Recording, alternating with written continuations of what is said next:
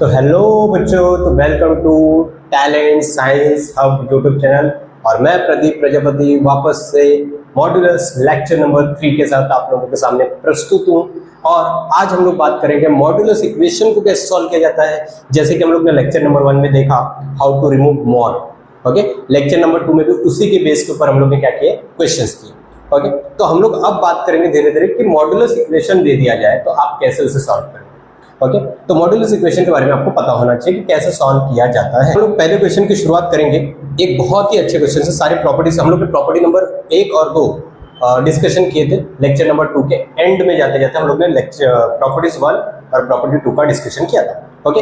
आज हम लोग एक अच्छे क्वेश्चन से शुरुआत करेंगे। जो क्वेश्चन आपके सामने ये रहा, okay. Example, mod of mod x minus 2 minus 3।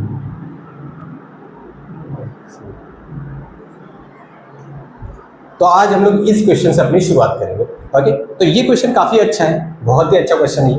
अगर मैं देखूं तो इसमें मॉड के अंदर मॉड बैठा है। मॉड के अंदर कौन बैठा है? मॉड। जब भी मॉड के अंदर मॉड बैठता है बेटा, तो हम लोग वहां से बाहर से मॉड को हटाना शुरू करते हैं, जिससे मैं बोलता हूं छिलका कॉन्सेप्ट, ओके।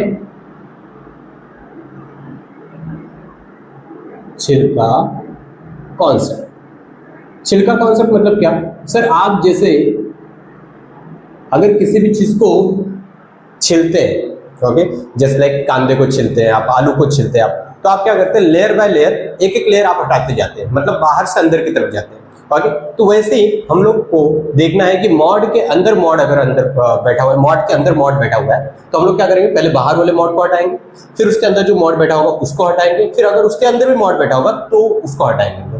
तो ऐसे हम लोग 2-3 क्वेश्चन देखेंगे। बाद में मैं आपको होमवर्क के लिए कुछ क्वेश्चन दूंगा, ठीक है। तो यहाँ पर हम लोग को दिख रहा है कि बाहर वाला मॉड कौन सा है? ये बड़ा वाला मॉड। तो मैं अज्यूम करता हूँ कि सर ये जो अंदर बैठी हुई चीज है, इसको मैं 2 सेकंड के लिए कुछ बोल देता हूँ, जस्ट लाइक कि मैं इसको बोलता हूँ अल्फा। मैं इसे क्या बोलता हूँ? अल्फा। सर तो मुझे जो मॉड के अंदर इतनी बड़ी चीज है, मुझे दिख रही है कि मॉड अल्फा बैठा हुआ है, इक्वल टू कितना दे रहा है आंसर? 4। सिंपल। अब मैंने आपको लास्ट लेक्चर नंबर 2 में आपको कॉन्सेप्ट समझाया हुआ है कि मॉड के अंदर आपका कौन बैठा है? अल्फा। और आपको आंसर कितना चाहिए? 4। तो मैं अल्फा की जगह क्या बैठाऊं कि सर आंसर मुझे 4 मिल जाए? मैं अल्फा की जगह क्या वैल्यू रखूं कि सर आंसर मुझे 4 मिले उसका मॉड लेने पर? तो मुझे पता है कि 2 आंसर पॉसिबल है सर। अल्फा की वैल्यू +4 भी रख सकते हैं, और अल्फा की वैल्यू में -4 भी रख सकते हो। दोनों में से कुछ भी वैल्यू हो सकती है। हाँ, अब अल्फा आ गया। अल्फा क्या था वो आप पुट कर दो। अल्फा था अपना मॉड x - 2 - 3 = 4, और यहां पर अल्फा क्या था आपका? मॉड x - 2 - 3 = -4, ठीक है। अब मैंने आपको बोला सर ये मॉड x - 2 = क्या आ गया? 7, और यहां पर मॉड x - 2 का आंसर क्या आ रहा है सर? -1। अगर आपने लेक्चर नंबर 2 देखा होगा तो उसमें प्रॉपर्टी नंबर 3 मैंने बताया था। प्रॉपर्टी नंबर 1 हो गई थी, प्रॉपर्टी नंबर 2 बात हो गई थी, और प्रॉपर्टी नंबर 3 मैंने बताया था कि मॉड इक्वल टू कुछ भी दिया है तो कुछ भी क्या होना चाहिए आपका? हमेशा पॉजिटिव होना चाहिए या 0 होना चाहिए। सर नेगेटिव नहीं होना चाहिए, क्योंकि नेगेटिव आपको, आप खुद सोचिए देखो मॉड के अंदर मैं यहाँ पर क्या नंबर रखूं कि आंसर मुझे -1 मिले, तो आप सीधा बोलोगे सर मॉड का आंसर तो कभी नेगेटिव होता ही नहीं। आप तो मॉड का आंसर क्या मांग रहे हो? -1 मांग रहे हो, नेगेटिव मांग रहे हो, पॉसिबल ही नहीं है। तो सर यहां से कोई भी x की वैल्यू पॉसिबल नहीं है, तो x बिलोंग्स टू 5। x की वैल्यू पॉसिबल ही नहीं है इस जगह से, ठीक है। अब इस जगह पे सर मॉड इक्वल टू 7 दिए, ये पॉसिबल है। सर क्या होगा? मॉड के अंदर मैं क्या रखूं कि 7 आ जाए? तो मैंने बोला मॉड के अंदर जो x - 2 है उसको आप 7 रखो, या फिर क्या रखो सर? आप इस x - 2 को -7 रखो, कोई फर्क नहीं पड़ेगा, दोनों से आपका x का आंसर आएगा। तो यहां से x की वैल्यू क्या आ रही है आपकी? 9, और यहां से आपके x की वैल्यू क्या आ रही है बेटा? -5। क्या आपको बात समझ में आई? तो इस तरह से आपको छिलका कॉन्सेप्ट अप्लाई करना होता है कि आपका जब मॉड के अंदर मॉड बैठा बेटा, तो बाहर वाले मॉड कौन है? तो मॉड के अंदर जो बैठा है पहले सबसे बाहर वाले मॉड के अंदर जो बैठा है उसे कुछ मान लीजिए, ताकि आपका कंफ्यूजन क्रिएट ना हो। तो उसको मैंने अल्फा मान लिया। तो मैंने अल्फा मान लिया, तो मॉड अल्फा = 4 है। तो मैंने क्या बोला? अल्फा की जगह मैं क्या रखूं कि सर मुझे उसका मॉड लेने पर 4 मिले? तो मैंने बोला सर अल्फा की वैल्यू 4 रखो या फिर अल्फा की वैल्यू -4 रखो, दोनों ही में उसका मॉड निकालने पर क्या मिलेगा? 4 मिलेगा, ठीक है। तो अल्फा की जगह मैंने वैल्यू रख दिया। फिर जब अल्फा की वैल्यूज मिल गई अलग अलग, तो मैंने अल्फा की जगह वैल्यू पुट कर दी। सर ये वाली values mod x minus two equal to मुझे -1 चाहिए। तो प्रॉपर्टी नंबर 3 अगर आपको याद होगा तो मैंने बोला इसका आंसर x की जगह में कोई भी ऐसा वैल्यू नहीं रख सकता कि मुझे उसका मॉड लेने पर क्या मिले, -1 मिले। ठीक है, हाँ। तो यहां से मुझे x की दो वैल्यूज मिली, आप देख सकते हैं 9 और -5। तो ये पहला क्वेश्चन आज के लेक्चर का अपना होता है। हाँ, इसे जल्दी से नोट डाउन करिए। तो हम लोग लेक्चर क्वेश्चन नंबर 2 पर चलते हैं, नेक्स्ट क्वेश्चन पर चलते हैं। तो अब नेक्स्ट क्वेश्चन की तरफ चलते हैं हम लोग। इसमें मैंने थोड़ा सा पिछले ही कॉन्सेप्ट का क्वेश्चन लिया है ताकि आपको एक बार मैं बता सकूं वापस से इस लेक्चर में कि इन सब चीजों से x की वैल्यू कैसे निकाली जाएगी। ठीक है, तो मैंने बोला था आपको कि आपको करना क्या है, पहले तो क्वेश्चन क्या है, सॉल्व द फॉलोइंग इक्वेशन। आपको नीचे दी गई इक्वेशन को सॉल्व करना है। जब भी इक्वेशन को सॉल्व करने बोलते हैं मतलब उसमें जो वेरिएबल है उसकी वैल्यू निकालने की बात कर रहा है, बेसिकली ये बात होती है। हाँ, तो अगर मैं पहला क्वेश्चन देखूं सर, तो यहां से वो बोल रहे हैं कि मॉड x इक्वल टू 7, मतलब x की जगह पे क्या वैल्यू रखो कि आपको 7 मिलना चाहिए, उसका मॉड लेने पर 7 मिलना चाहिए। तो मैंने बोला सर x की जगह आप 7 रखो या फिर -7 रखो। सर आपको तो दोनों ही केस में आंसर कितना मिलने वाला है, 7 मिलने वाला है। तो x की वैल्यूज क्या हो जाएगी बेटा, इसलिए x की वैल्यूज मैं क्या लिखूंगा इस केस में, +7 और -7। तो x की जगह मैं क्या लिख सकता हूँ बेटा, मॉड हटाने के बाद मैंने बोला था प्लस माइनस लगा देते हैं, प्लस माइनस लगा देते हैं। अल्फा को लिख रहा हूं मैं 7। ठीक है, सेकंड क्वेश्चन, सर मॉड का आंसर आपको -4 मांग रहा है। क्या कभी भी कोई x ऐसा बैठा है दुनिया में जो सर -4 आपको देगा, x की जगह में कोई वैल्यू रखो और उसका मॉड लेने पर मुझे -4 मिले? कभी ऐसा पॉसिबल नहीं। प्रॉपर्टी नंबर 3 मैंने आपको बताई हुई थी कि mod x equal to something लिखा है तो वो जो समथिंग है वो आपका हमेशा ग्रेटर और इक्वल टू 0 होना चाहिए। ठीक है, second case. Sir third case, वो थर्ड में क्या बोल रहा है आपको कि इस मॉड के अंदर जो बैठा है उसकी जगह कौन सी वैल्यू रखो कि इक्वल टू 0 मिले? तो आपको आप बहुत अच्छे से जानते हैं सर, इक्वल टू 0 वाला केस मैंने लेक्चर नंबर 1 में बताया हुआ है कि सर अंदर वाली वैल्यू क्या होनी चाहिए, सर 0 ही होनी चाहिए। तब आपको उसका मॉड लेने पर क्या मिलेगा, 0। सर +0 नहीं, -0 नहीं, क्योंकि 0 के बारे में मुझे पता ही नहीं ना कि सर 0 क्या है, पॉजिटिव या नेगेटिव, मुझे पता ही नहीं। ओके, तो मॉड क्या करता है, उसको ऐसे एज इट इज छोड़ देता है। तो मैंने बोला मॉड के अंदर अगर मैं 0 रखूंगा तो मुझे उसका आंसर 0 मिलेगा। तो मैंने बोला x + 5 को क्या रखना पड़ेगा, 0। तो सर यहाँ से x की वैल्यू क्या मिल रही है आपको, यहाँ से x की वैल्यू मिल रही है -5, यहाँ से x की वैल्यू क्या मिल रही है मुझे, -5। ठीक है, यहाँ से अब नेक्स्ट क्वेश्चन की तरफ चलते हैं। सर यहाँ पर क्या होगा, आपने बोला 6 चाहिए, तो ये अंदर जो बैठा है सर जैसे मॉड हटाएगा तो क्या मैं +-6 लिख सकता हूँ? हाँ, ऑब्वियसली लिख सकते हैं। तो यहाँ से एक केस बनेगा आपका x - 2 = 6 और यहाँ से एक केस बनेगा x - 2 = -6। और जब इसको सॉल्व करेंगे आप तो x की वैल्यू मिलेगी 8 और यहाँ से आप सॉल्व करेंगे तो आपको x की वैल्यू मिलेगी -4। क्या आपको दोनों केसेस समझ में आ गए? बहुत आराम से समझ में आ रहे होंगे। सर यहाँ पर अब मॉड इक्वल टू क्या है पहले वो पहचानो। मॉड इक्वल टू हमेशा बनाना होता है। देखो जैसे कि यहाँ पर मॉड इक्वल टू समथिंग था, मॉड इक्वल टू समथिंग था, मॉड इक्वल टू समथिंग था, मॉड इक्वल टू समथिंग था, तो यहाँ पर भी मॉड इक्वल टू समथिंग बनाओ। यहाँ पर क्या मॉड +3 इक्वल टू समथिंग है, तो इसको पहले मॉड को एक साइड कर दो और कॉन्स्टेंट वाले को एक साइड कर दो। तो मॉड x - 5 को मैंने एक साइड किया इक्वल टू, उसको उधर भेजूंगा तो हो जाएगा -2। अब बोल रहे हैं कि मॉड x - 5 का आंसर -2 आना चाहिए। Sir mod equal to something कुछ भी लिखा हो तो वो समथिंग क्या होना चाहिए, पॉजिटिव या फिर 0। सर ये तो समथिंग जो लिखा है मॉड इक्वल टू जो समथिंग लिखा है सर वो तो नेगेटिव है, तो यहाँ पर कोई x पॉसिबल ही नहीं है सर जो आपका आंसर -2 दे पाए। क्या आपको बात समझ में आ गई? हाँ सर नेक्स्ट, इसमें सर आप जब हटाओगे mod equal to something, something positive है, हाँ चले, तो x - 2 / 2x - 1 इक्वल टू +-5।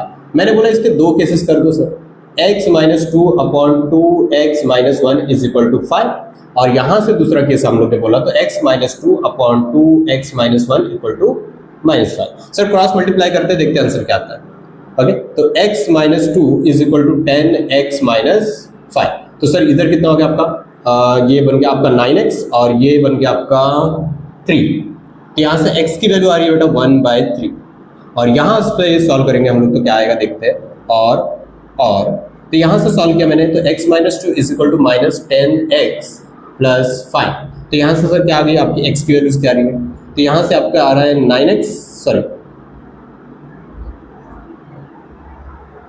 यहाँ पे आपका आ रहा है 11x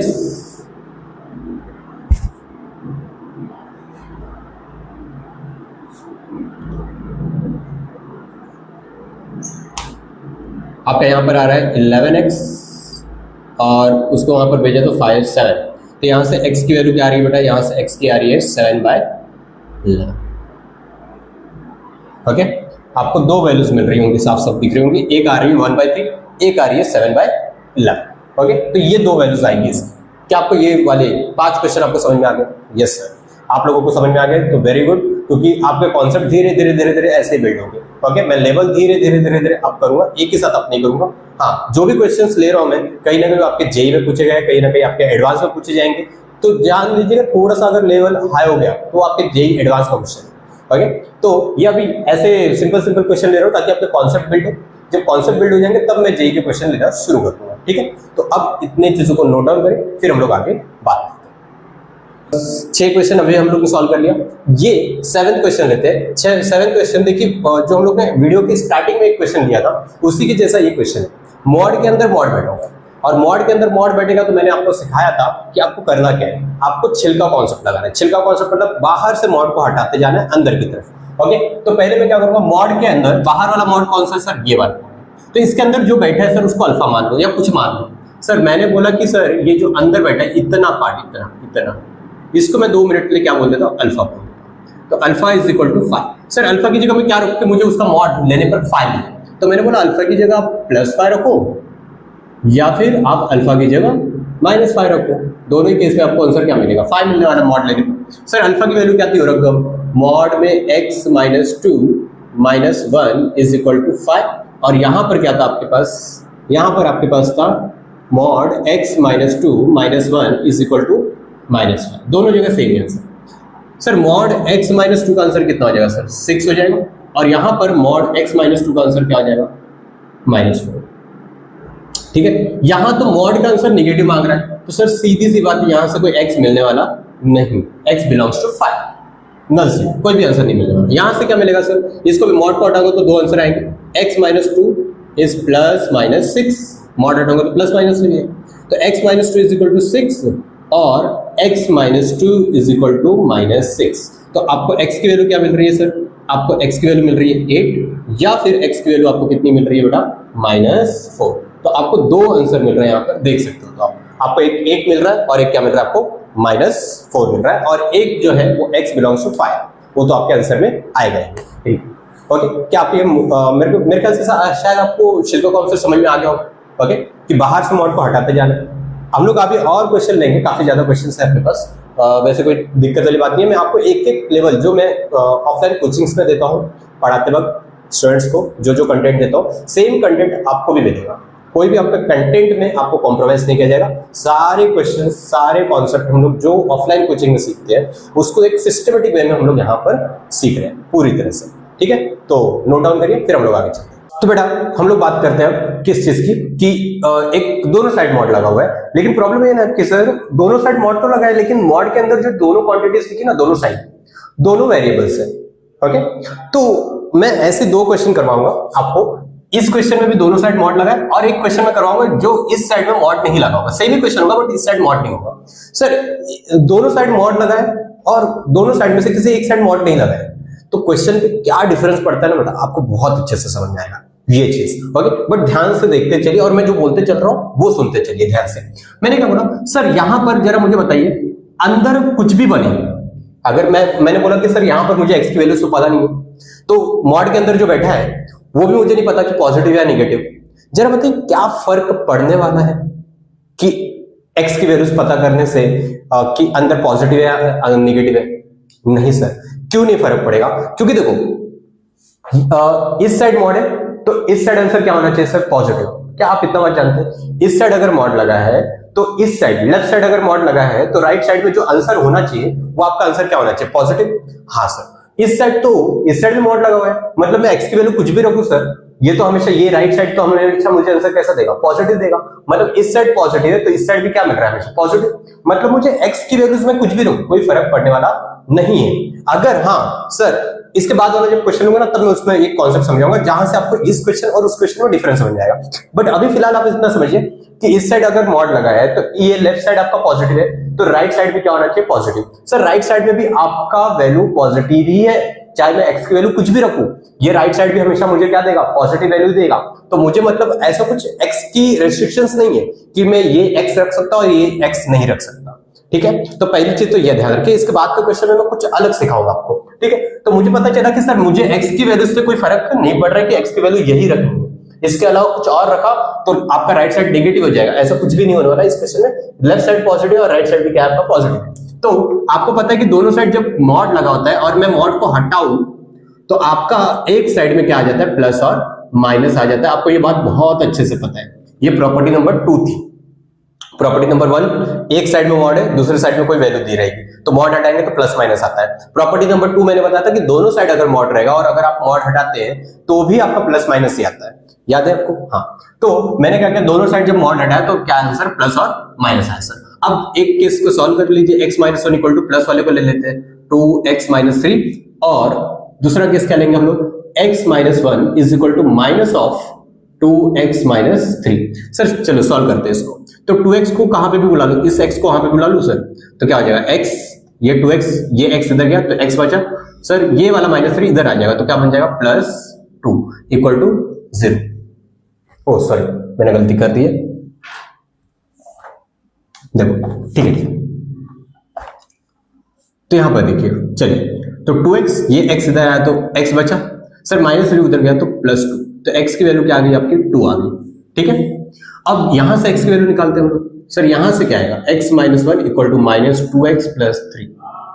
सर 2x को इधर बुला लो तो क्या बन गया आपका, 3x बन गया, और उस माइनस 1 को उधर भेज दो, x बन गया। तो x की वैल्यू क्या आ रही है बेटा, 4/3। क्या आ रही है, x की वैल्यू 4/3। तो एक x की वैल्यू आ रही है 2 और एक x की वैल्यू आ रही है 4/3। ओके, दो वैल्यूज आपके पास आ रही है मेरे ख्याल से, ठीक है। तो ये वैल्यू आ रही है। अगर मैं इसी में आपको सेकंड क्वेश्चन दे दूं, यही सेम क्वेश्चन है बट आपका मॉड नहीं लगाया मैंने मॉड नहीं लगाया, जस्ट लाइक कि x minus 1 is equal to 2x minus 3, ये क्वेश्चन है आपके पास। सर यहां पर और यहां पर क्या फर्क होगा, क्या फर्क पड़ गया। सर देखिए, यहां पर मॉड लगा था राइट साइड में, तो क्या था, इस साइड में पॉजिटिव आंसर मिलेगा। अगर मैं कोई भी x रखूं तो सर ये साइड पॉजिटिव होगा, तो ये जरूरी हो जाता है कि राइट साइड में भी अगर मैं कोई भी x रखूं तो वो भी आंसर मुझे पॉजिटिव ही दे, ये पहली बात। और यहां पे मॉड लगा तो मुझे पता है कि मैं कोई भी x रखूं, इस साइड रखूं या इस साइड रखूं, दोनों साइड इक्वली आने वाला है मेरे पास। और बट यहां पे प्रॉब्लम क्या है सर, यहां पे प्रॉब्लम क्या है कि इस साइड मॉड लगा, मतलब मैं x की वैल्यू इसमें कुछ भी रखूं, सर ये साइड तो हमेशा पॉजिटिव होगा। लेकिन सर अगर मान लो वही x यहां पर रख देता हूं तो मेरा आंसर क्या आ जाएगा, नेगेटिव। क्या हो जाएगा, नेगेटिव। जस्ट लाइक कि समझो, बात को समझो, मैंने रखा x की वैल्यू 2.4, x की वैल्यू मैंने रख दिया 2.4 नहीं 1.4 या 1.2 रख लो, 1.4 और 2 रखो, x की वैल्यू 1.2 रख दो। सर इस साइड 1.2 रखता हूं तो देखो 1.2 माइनस 1 क्या होगा, 0.2। 0.2 का मॉड लिया तो 0.2 ही आएगा, ठीक है। तो इस साइड आपका 0.2 आ रहा है, बट इस साइड देखिए क्या होगा कि x की वैल्यू जब मैं 1.2 रखूंगा तो 1.2 इंटू 2 क्या होगा, 2.4। 2.4 माइनस 3 किया मैंने तो माइनस का 0.6 आ रहा है बेटा, माइनस का क्या आ रहा है, 0.6। अब देखो इस साइड में आंसर क्या आ रहा है सर, नेगेटिव। कौन से x के लिए, 1.2 के लिए। लेकिन उसी x के लिए ये साइड क्या है आपका, पॉजिटिव। मतलब मैं x की वैल्यू 1.2 रख सकता हूं क्या इसमें, क्या ये इक्वेशन को सेटिस्फाई करेगा, बिल्कुल नहीं करेगा सर, बिकॉज आपका लेफ्ट साइड पॉजिटिव आ रहा है और राइट साइड आपका क्या आ रहा है, नेगेटिव आ रहा है। क्या आपको बात समझ में आई? पहली बात तो इक्वालिटी भी होल्ड नहीं कर रहा और एक साइड आपकी प्रॉपर्टी भी वायलेट हो रही है। कौन सी, कि लेफ्ट साइड अगर मॉड लगा है तो राइट साइड में आपका आंसर पॉजिटिव आना चाहिए, बट नहीं आ रहा है इस एक्स के लिए। तो मतलब मेरे लिए ये बोलते हैं ना, रेस्ट्रिक्ट लग जाती है चीजें, रेस्ट्रिक्शन लग देता हूं मैं कि मैं कुछ ही चुनिंदा एक्स है मेरी जिंदगी के जो मैं इसके अंदर रख सकता हूँ, मतलब राइट साइड में, मतलब इस इक्वेशन में रख सकता हूँ। कुछ ही एक्स है मेरी जिंदगी के जिसको मैं यहां पर रख सकता हूँ, ठीक है। यहां पर तो मैं कोई भी एक्स रख सकता था सर, बस दोनों साइड इक्वालिटी होल्ड करनी चाहिए, मैं कोई भी एक्स रख सकता था। सर एक्स की वैल्यू 1.2 रखो, एक्स की वैल्यू 2 रखो, एक्स की वैल्यू 3 रखो, कुछ भी रखो, क्योंकि सर ये साइड भी आपका पॉजिटिव आएगा, ये भी साइड पॉजिटिव आएगा। बस आपको क्या रखना था ध्यान कि ये साइड और ये साइड दोनों क्या होने चाहिए, बराबर होने चाहिए उस एक्स के लिए। अदरवाइज सारे कोई भी एक्स रखो सर, ये साइड और ये साइड तो हमेशा पॉजिटिव मिलेगा मुझे। बट प्रॉब्लम इस क्वेश्चन में क्या सर कि कोई भी एक्स रखो सर, ये तो पॉजिटिव आ रहा है, लेकिन कोई भी एक्स के लिए ये साइड आपका पॉजिटिव नहीं आ रहा है, कुछ एक्स के लिए ये साइड नेगेटिव आ रहा है, जिससे अपना जो प्रॉपर्टी नंबर 3 है, प्रॉपर्टी नंबर 3 वो वायलेट हो रहा है।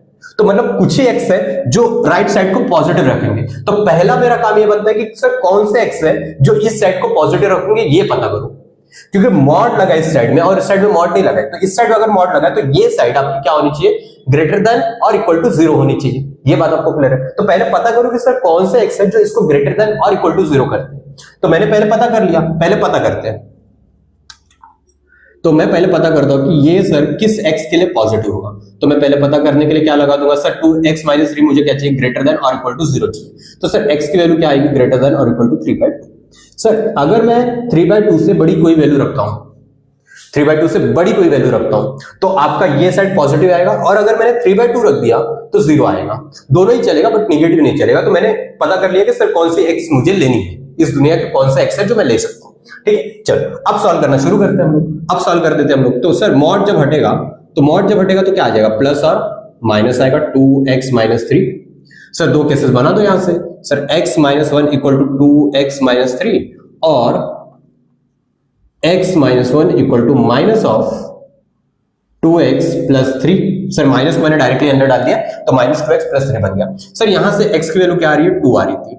हम लोग ने पहले सॉल्व किया इस इक्वेशन को, यहां पर सेम इक्वेशन था, सॉल्व किया हम लोग ने। और यहां से x की वैल्यू क्या आ रही थी बेटा, यहां से x की वैल्यू आ रही है 4/3।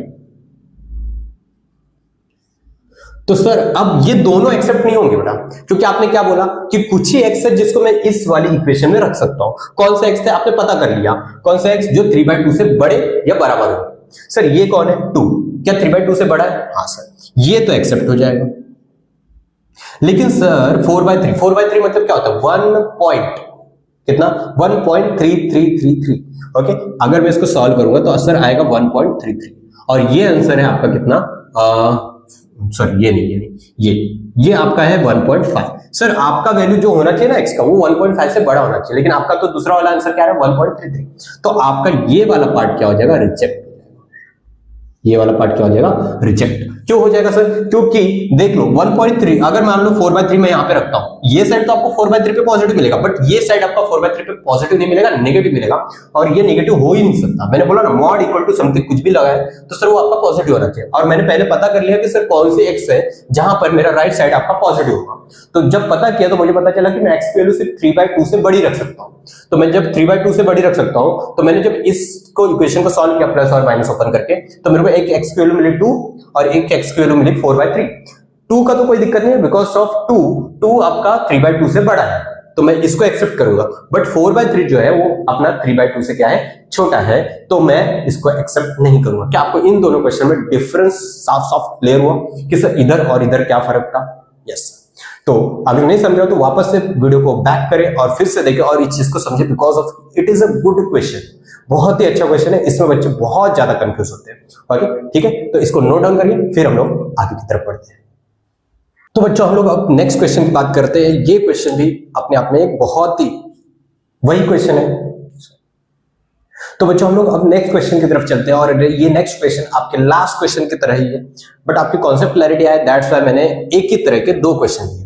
ठीक है, तो जैसे कि आपको दिख रहा है साफ साफ कि सर एक साइड मॉड लगा है और एक साइड मॉड नहीं लगा है। सर दोनों साइड मॉड लगा रहता है तो कोई दिक्कत होती है क्या? बिल्कुल नहीं दिक्कत। आपको मैंने क्वेश्चन सॉल्व करवाया, आपको कोई दिक्कत नहीं आनी चाहिए सर कि दोनों साइड अगर मॉड लगा है, क्योंकि दोनों साइड मॉड लगा मतलब दोनों साइड की वैल्यू क्या है, ऑलवेज पॉजिटिव। तो कोई भी एक्स रखो कोई दिक्कत नहीं होने वाली। बट सर जब एक साइड मॉड लगाओ और दूसरे साइड मॉड ना लगाओ, समझ में आई बात? एक साइड मॉड लगा है दूसरी साइड मॉड नहीं लगा है, लेकिन दूसरे साइड जो बैठा हुआ इंसान है वो भी वेरिएबल है।